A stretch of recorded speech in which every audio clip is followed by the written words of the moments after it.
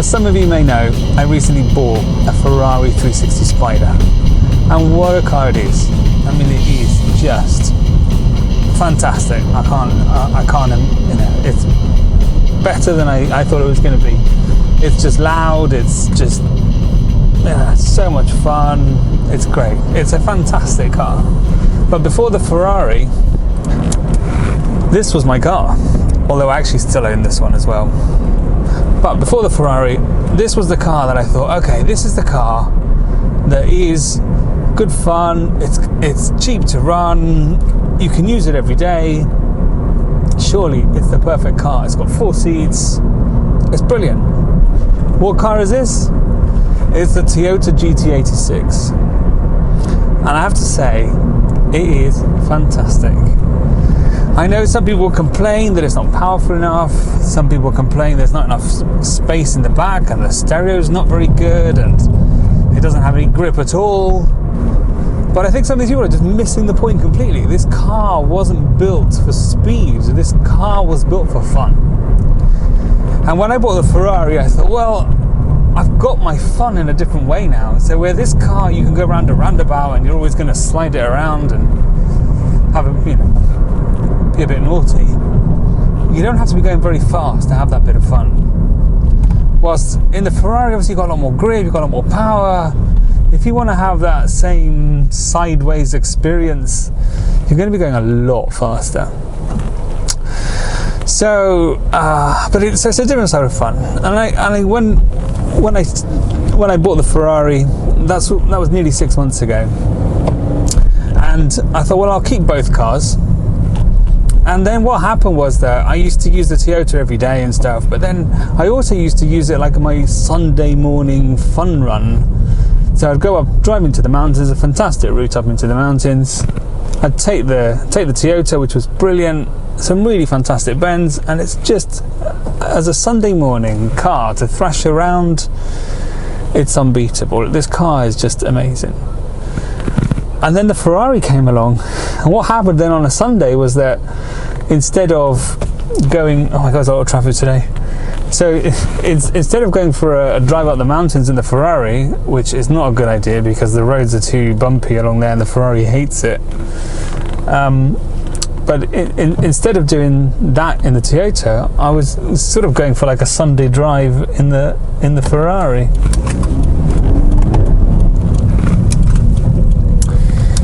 So then about 3 months ago I thought, well, I'm not really using the Toyota very much, and I do love the car, but I'm going to sell it. And so I thought, well, instead of putting more miles on it, I'll use my other car. I've got a Golf GTI, and I thought, well, I'll use that, clean up the Toyota, and I'll sell it. But what happened was that every time I get back in the Toyota, I think I can't sell it because this car is amazing. Now, it's amazing for not the same reasons the Ferrari is. This is not a badge. This is not a car for snobs, even. Not a badge. It's not a car for snobs. Snobs don't buy Toyotas. Who the hell buys this car?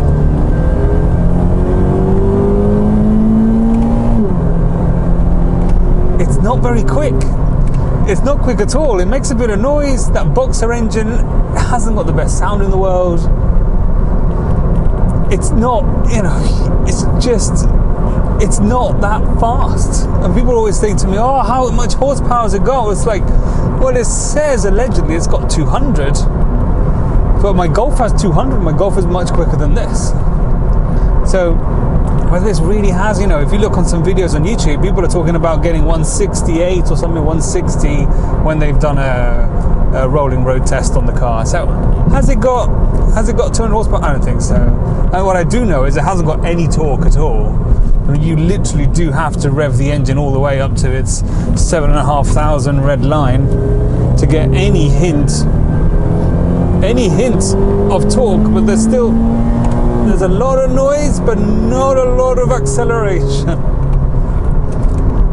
But then the steering in this car is sublime. It's just, I mean, it just feels perfect. I mean, I've never driven a car with this steering. I mean, it's just to die for. Now this car is the automatic version, and I know the purists out there will go, oh my god, I can't believe he bought an automatic GT86. Well, the reason I bought it was because it's the only one they had in the showroom and I got a discount on it.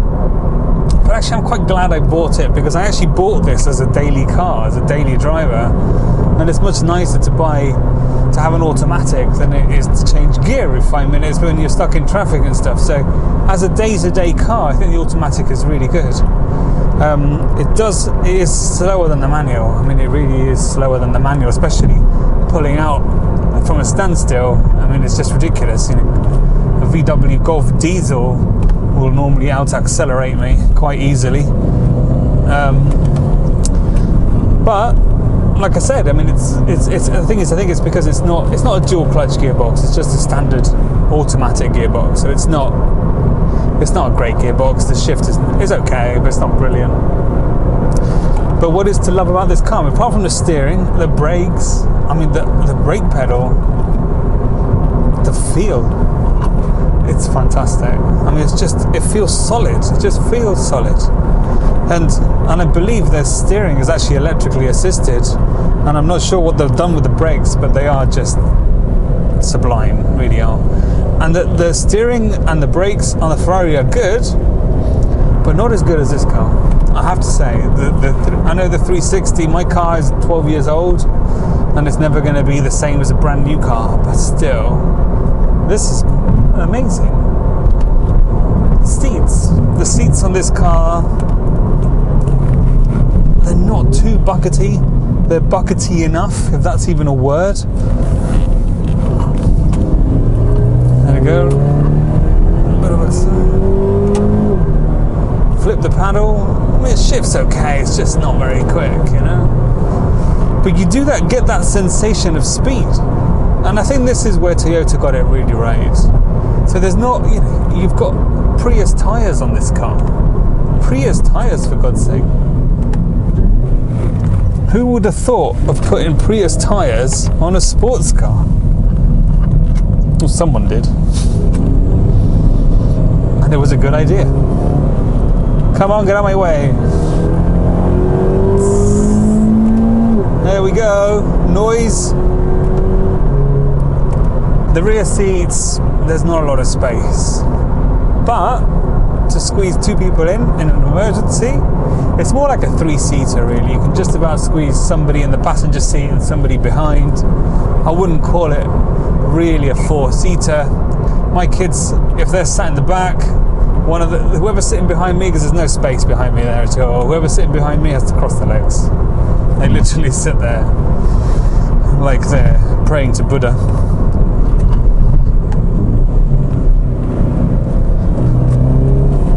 Oh.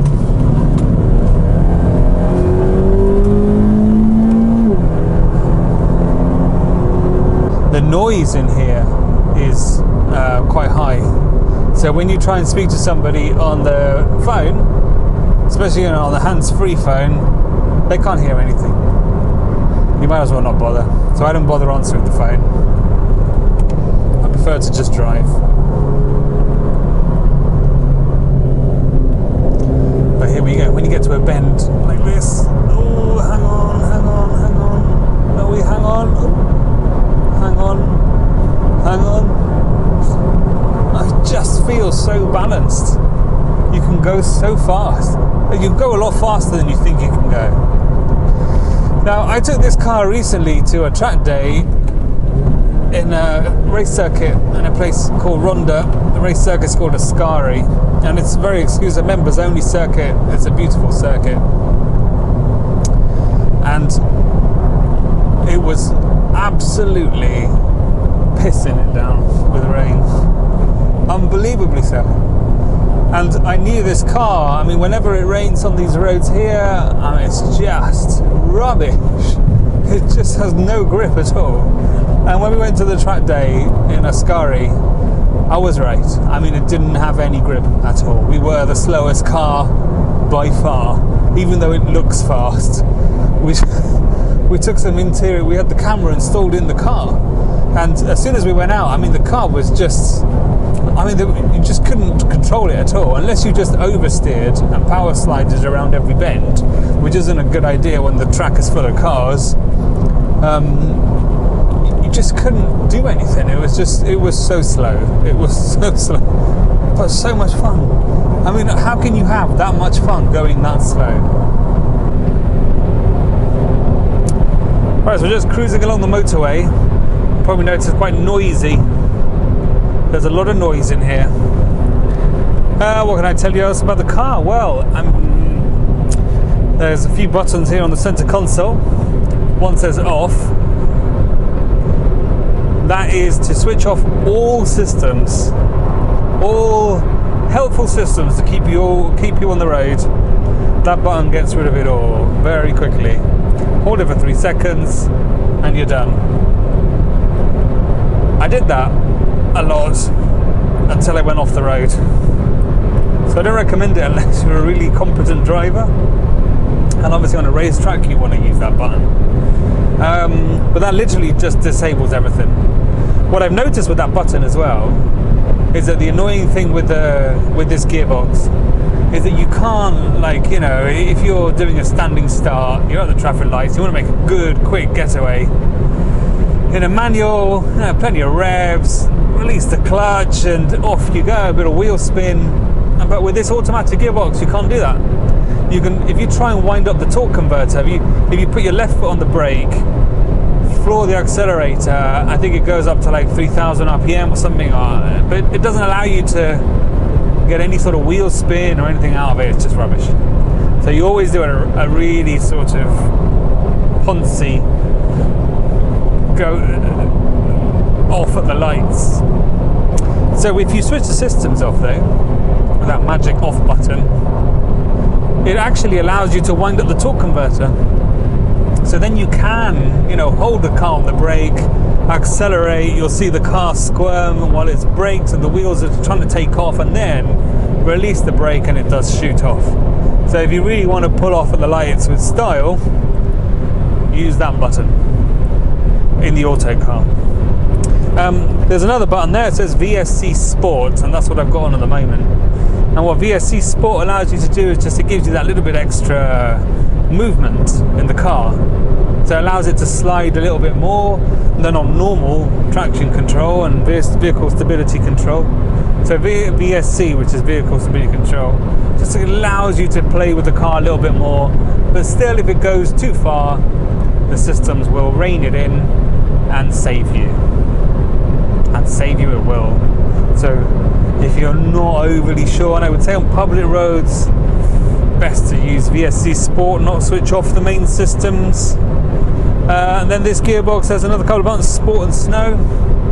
Sport, just, you know, just if you're in automatic mode, it hangs on to the gears longer. And Snow, it just slows. It slows the amount of torque it puts through to the wheels. But seeing as there's no torque, it's probably a bit of a pointless button for Snow. And this gearbox, yeah, I mean, it's drive, move the lever across, goes into manual, and you can change yourself on the paddles here, down and up, all pretty straightforward stuff. But that's I think what's fascinating, and they got it so right with this car.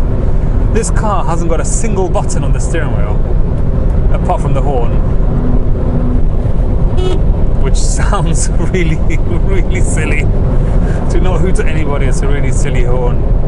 But you know, that's it, that's the only button, and there's a cruise control stalk around the back here. The problem is there's nothing to play with.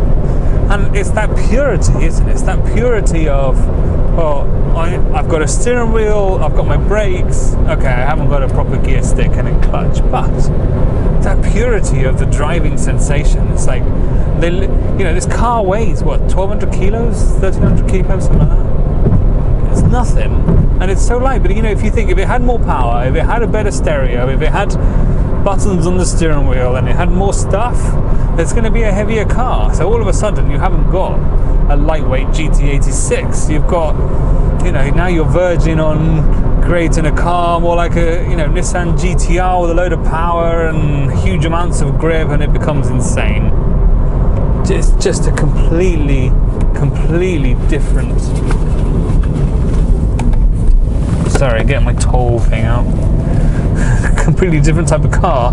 This is a very simple, very pure, very simple car, very light. You really feel this car, you know, all the time. It's such a joy to drive, unless you come off the road with it.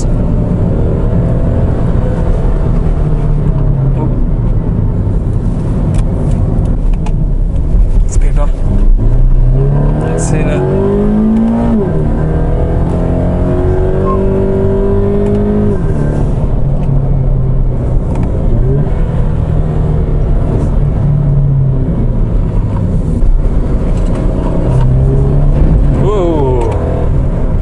Road.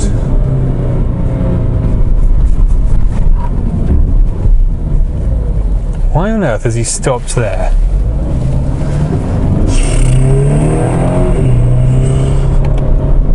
Some people are just stupid.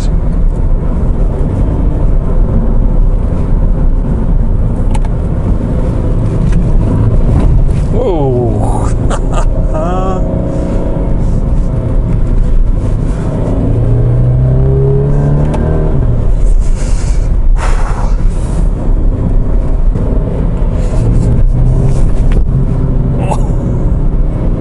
I was just about to comment on how good the ride was. And at the end of the day, it's a sports car, so it is quite firm. You really notice the firmness of the car, but it's not bad. You know, here, like I said, there's a lot of mountain roads around here, and they're really good fun roads. They're just not very smooth. But anyway, overall, like I said, this car is fantastic. So we're going to put it head to head with the Ferrari. It seems a bit of a silly test. It seems a bit of a silly comparison. Ooh. But do I sell this car is the big question. Or do I keep it? It's a different sort of pleasure. It's a bit of unnecessary. I don't know. I think I need to go on some more track days and find out whether this car is worth keeping.